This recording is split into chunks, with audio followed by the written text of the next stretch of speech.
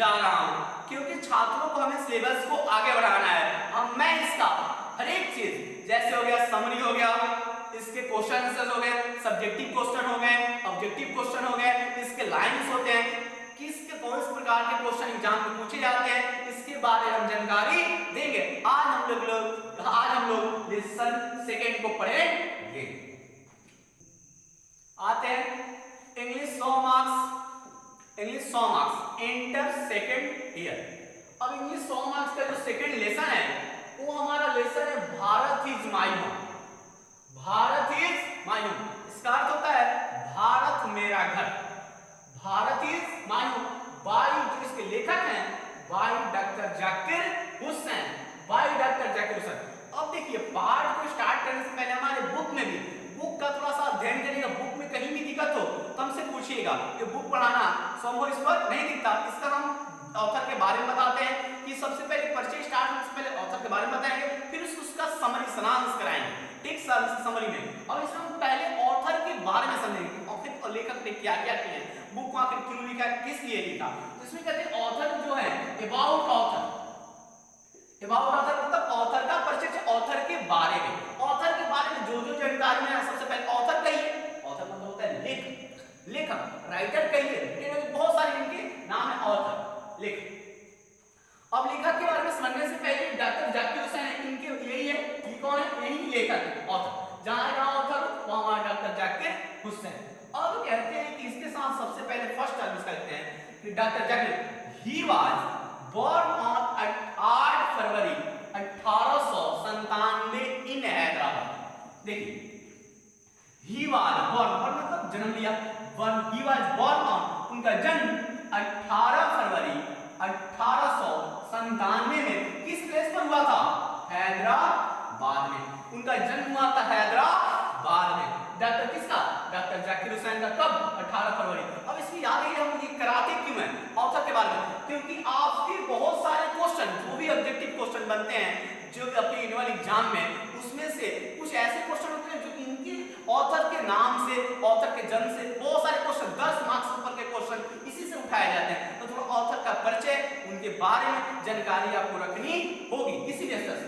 तो सिर्फ second term पर आते हैं, ये वाला कहता है कि he was died on 3 May 1969 in New Delhi. देखिए 1969 इसमें कहते हैं कि ही वाज डेड मतलब उनकी मृत्यु, मतलब वो मरे कब, तो ऑन 3 मई 1969। और कहां पर उनका देहांत हुआ था, न्यू दिल्ली। अब कहते हैं तीसरा टर्म मतलब देहांत उनका, दोनों टर्म याद रखिएगा। अब ये कहता है इसमें आता है तीसरे टर्म में हम उसकी चर्चा करेंगे। अब कहते हैं वो करते क्या थे क्या, तो he was the third president of India. वे भारत के तीसरे प्रेसिडेंट मतलब क्या होता है, प्रेसिडेंट मींस राष्ट्रपति, भारत के राष्ट्रपति थे। अब तीसरे थे तो पहले कौन राष्ट्रपति थे, पहले आप लोग जानते ही हैं पहले राष्ट्रपति कौन थे, तो हमारे डॉक्टर राजेंद्र प्रसाद। दूसरे राष्ट्रपति कौन बने, दूसरे राष्ट्रपति थे हमारे डॉक्टर सर्वपल्ली राधाकृष्णन। और राधाकृष्णन वही है जिनके जन्म पर आप टीचर दिवस मनाते हैं। टीचर के सम्मान के लिए वही थे जो शिक्षा के विस्तार में अपना पूरा जीवन समर्पित कर दिया था, डॉक्टर सर्वपल्ली राधाकृष्णन। उनके बाद बनेंगे डॉक्टर जाकिर हुसैन, ये कौन थे, तीसरे राष्ट्रपति।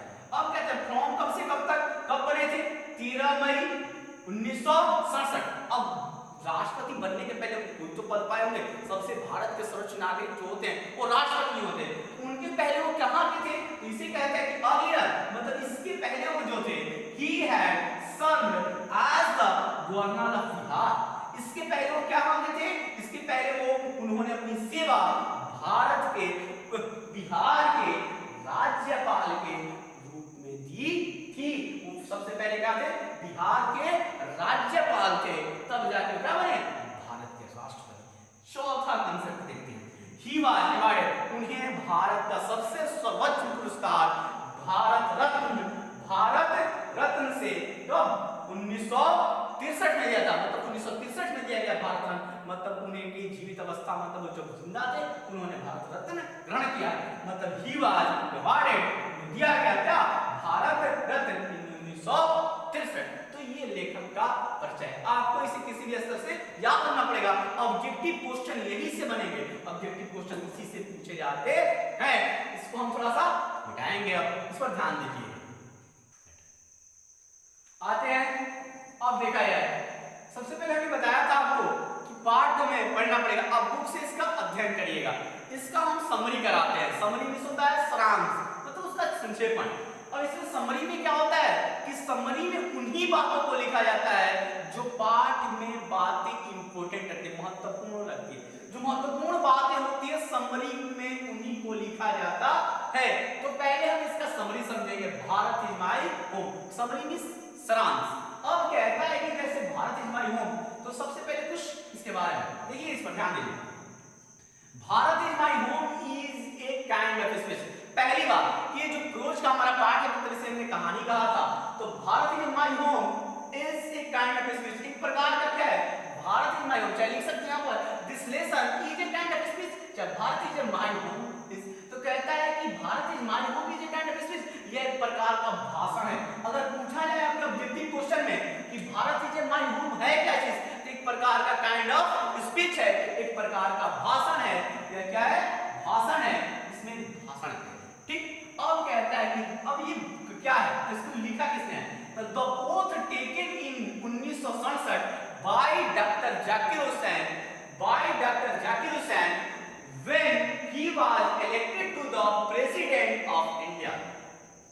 ओथ टेकन, इस पर ध्यान दीजिए, कहीं भी वर्ड मीनिंग में दिखा तो उसको समझना है। ओथ मतलब होता है शपथ ग्रहण, ओथ टेकन मतलब शपथ ग्रहण इन 1967 बाय डॉक्टर जाकिर हुसैन, मतलब कब, ये डॉक्टर जाकिर हुसैन के द्वारा शपथ ग्रहण समारोह, मतलब कब 1967 में when he was elected the president of India, जब वो क्या थे, भारत के राष्ट्रपति के रूप में चुने गए थे। इलेक्टेड मतलब चुने गए, क्योंकि चुनाव ये पैसिव में वर्ड है, ये जो है सेंस से क्या है, पैसिव में है, क्योंकि नेताओं को क्या करते हैं, जनतंत्र या डेमोक्रेसी में हमेशा नेताओं को चुना जाता है। लोग अपने राजा को या नेता को अपना क्या मानते हैं, मंत्री बनाते हैं चुनकर। तो ऐसी क्रिया जिसमें दूसरी कोई कार्य करता है वो पैसिव में बोला जाता है। तो when he was elected the president of India, जो क्या किया था, भारत का राष्ट्रपति चुना गया था, तब इस भाषण को उन्होंने दिया था, भारत इज माय होम। अब आते हैं लेसन।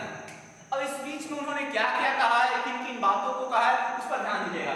कहता है कि इन दिस स्पीच, इस भाषण में, इन दिस स्पीच, इस भाषण में he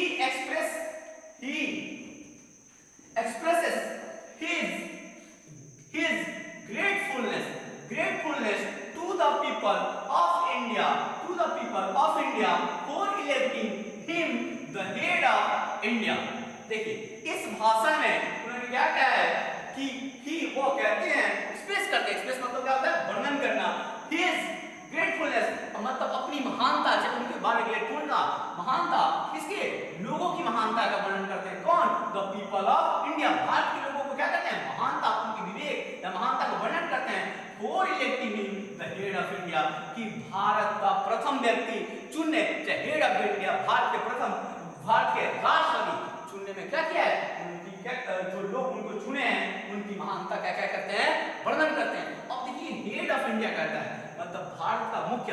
तो याद रखिएगा कि जो राष्ट्रपति होते हैं वो भारत के प्रथम नागरिक होते हैं। उनका क्या होता है, जब भी बात होगी भारत का प्रथम नागरिक कौन होता है, तो राष्ट्रपति होते हैं, उन्हें ही हेड ऑफ इंडिया कहा जाता है। और जो उनकी पत्नी होती है वो भारत की प्रथम महिला होती है, इन्हें याद रखिएगा। अब कहते हैं, इसके आगे बढ़ते हैं कि he has always given importance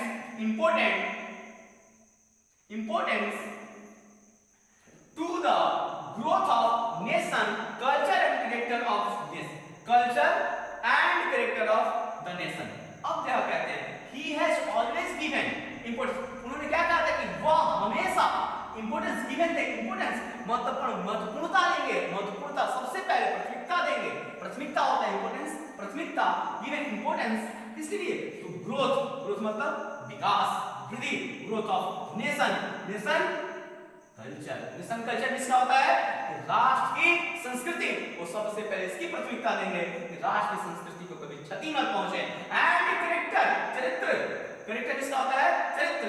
मतलब उन्होंने क्या कहा था कि उनकी प्राथमिकता सबसे पहले क्या बनेगी? हमेशा ही प्राथमिकता देंगे राष्ट्र की संस्कृति और उसके कैरेक्टर को क्या करने, सुधारने में, ग्रोथ वृद्धि कराने में। फिर उन्होंने क्या कहा था, एक जिसमें सेंस कि according to him our past culture is not dead।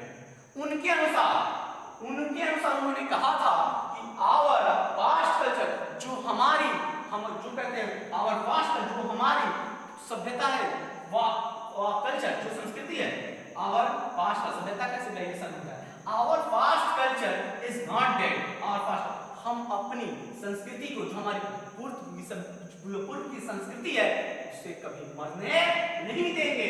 ये हमारी प्राथमिकता बनती है कि अगर हम पास्ट की संस्कृति को समझेंगे तभी तो हम अपने वर्तमान का विकास करेंगे। भविष्य में ऐसे बता सकते हैं, उन्होंने कहा था कि पास्ट की संस्कृति को मरने नहीं देंगे, किसी भी स्तर से उसे जीवित रहेंगे, डायनेमिक बनाएंगे, उसको जीवित रखकर अच्छा करेंगे, क्योंकि हमारे वर्तमान के और भविष्य के विकास के लिए क्या होता है, संभव होता है। क्योंकि पास्ट के अध्ययन से ही वर्तमान और भविष्य सुधरता है। हम अपने पास्ट के बारे में जानेंगे नहीं कि हम पास्ट में गलतियां क्या क्या की हैं, तो वर्तमान को सुधार सकते हैं।